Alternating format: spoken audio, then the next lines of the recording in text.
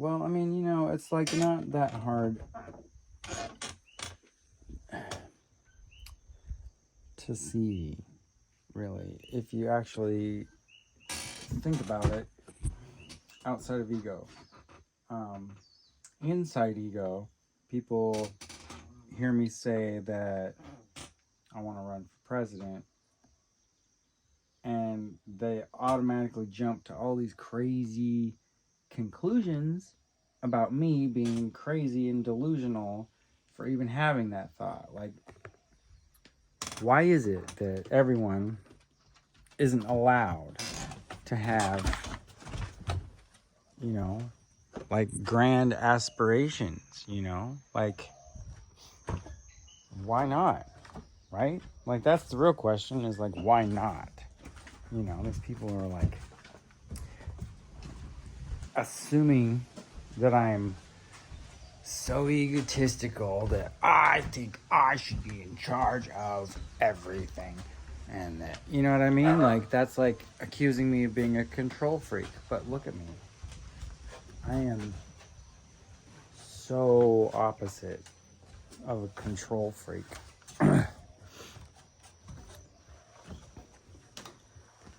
It's like, that's, you know, that's exactly the kind of people I can't even be around, because I set them off. I make them insane around me because of my level of freedom. So I feel like the president should represent freedom and America more than anyone else, you know?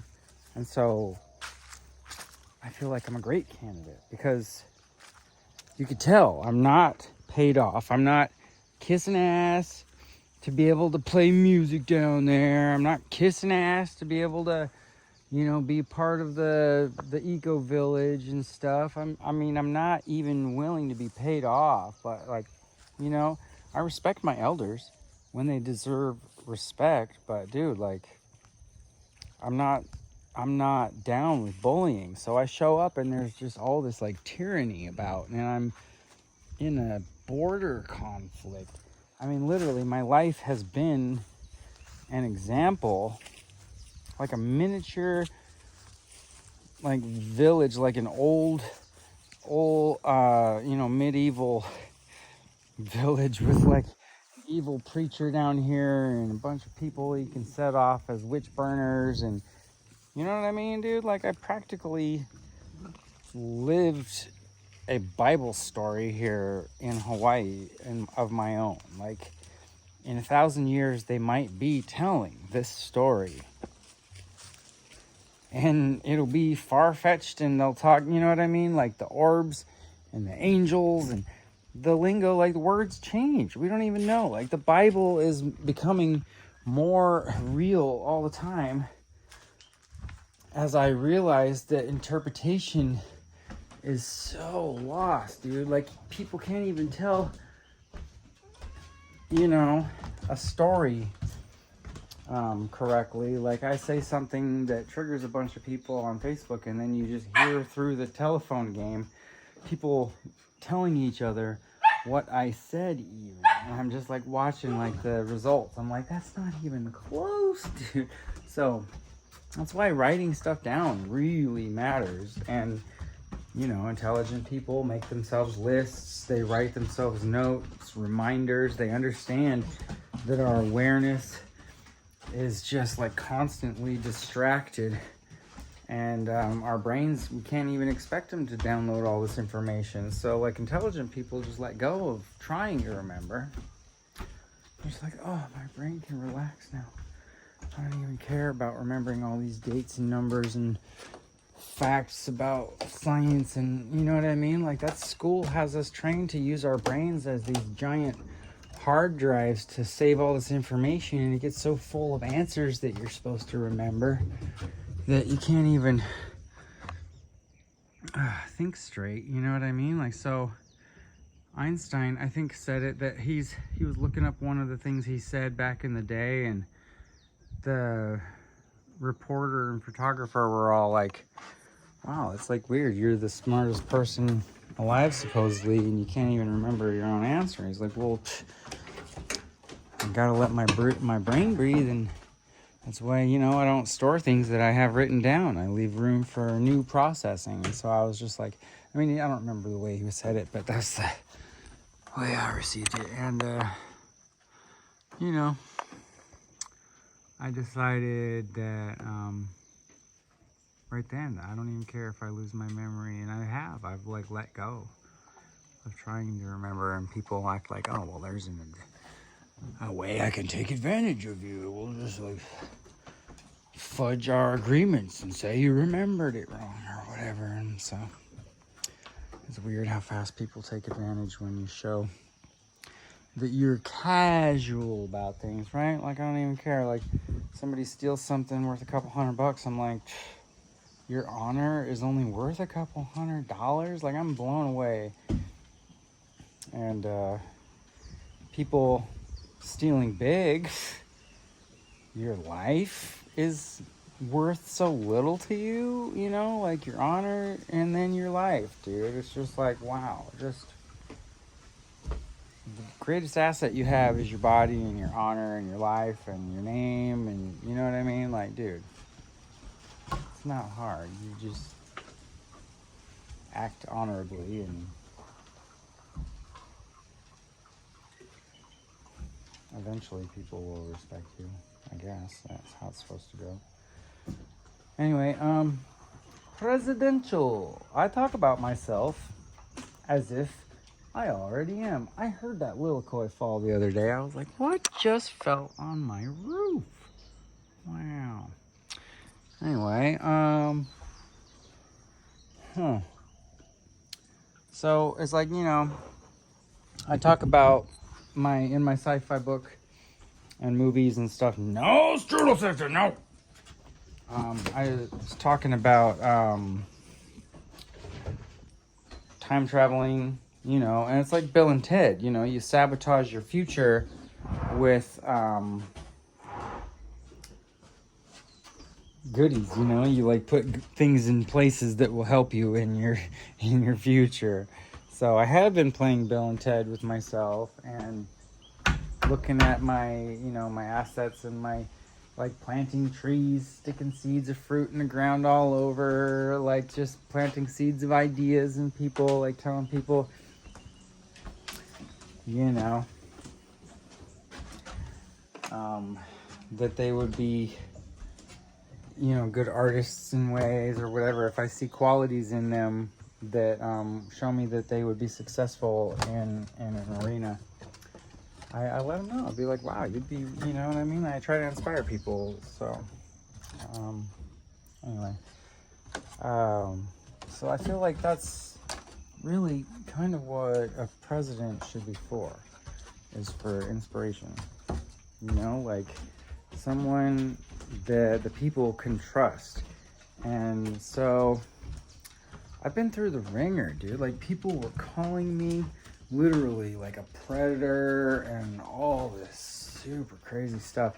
And I mean, if you watch my videos, you can see clearly that my true nature is like, I'm a little oh no, oh, turbo, man.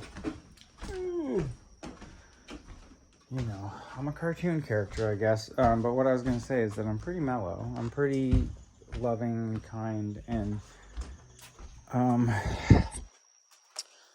open and forgiving, and I'm like a super dad, you know. I wish I'm gonna go through and try to find my hard drives and get more videos and post them of Willow and me adventuring and stuff, and our neighbors and all this fun stuff. Wow, we had such a great time in Humboldt. I don't know why I fell for this illusion out here. I mean, I do. I see it. I'm still working on it, and it's this pressing thing that's happening to the world. Whoa, why is that on the ground? That's crazy. What the heck? Whoa. Anyway,